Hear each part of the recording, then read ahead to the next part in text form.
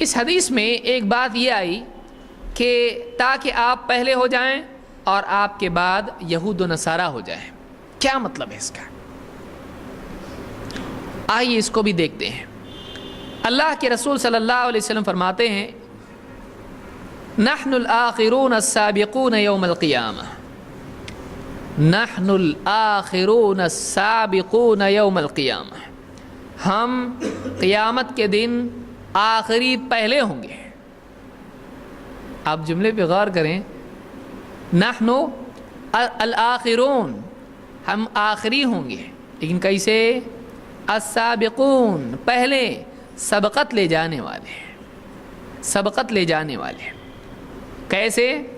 بید انہم اوتوا الکتاب من قبلنا واوتیناہ من بعدہم. اس طرح سے کہ دوسروں کو ہم سے پہلے کتاب دی گئی، یہود کو، نصارہ کو ہم سے پہلے کتاب دی گئی.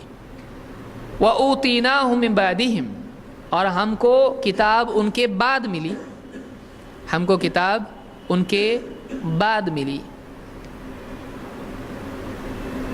اس پہ میں آگے بھی بات کروں گا انشاءاللہ. وَهَذَا يَوْمُهُمُ الَّذِي فُرِضَ عَلَيْهِمْ فَاخْتَلَفُوا فِيهِ. اور یہ جو دن ہے، کون سا دن؟ جمعہ کا دن، ان پر بھی فرض تھا لیکن انہوں نے اس دن میں اختلاف کیا. اس دن میں کیا کیا؟ اختلاف کیا. وہ اس دن کے سلسلے میں مختلف ہو گئے، بھٹک گئے، الگ الگ ہو گئے.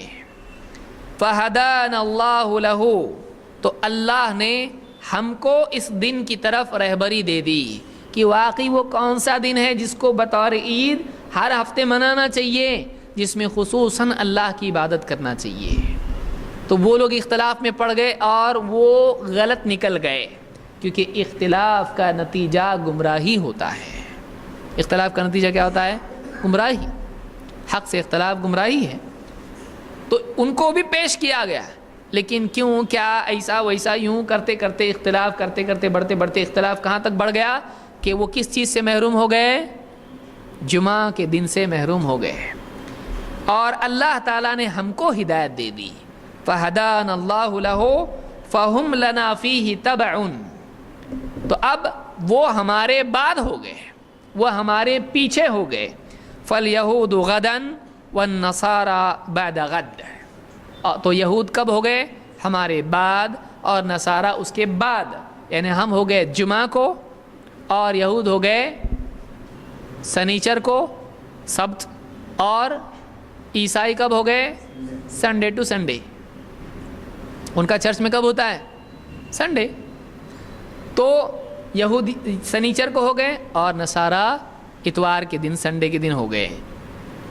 اور مسلمان کہاں گئے؟ آئے پیچھے سے. اب دیکھیے کیا معنی ہے اس کے اندر. آخری ہیں لیکن سبقت لے گئے. ہم سب کے بعد آئے لیکن جمعہ کا دن ہم نے پکڑ لیا، اور یہ لوگ کہاں ہو گئے؟ ہمارے بعد.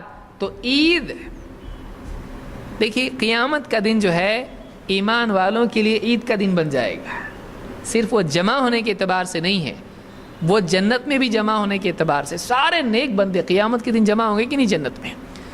انبیاء اور صدیقین، شہداء، صالحین، اللہ کے جتنے اولیاء ہیں، جتنے بھی نیک بندے ہیں، سب قیامت کے دن کہاں جمع ہوں گے؟ جنت میں.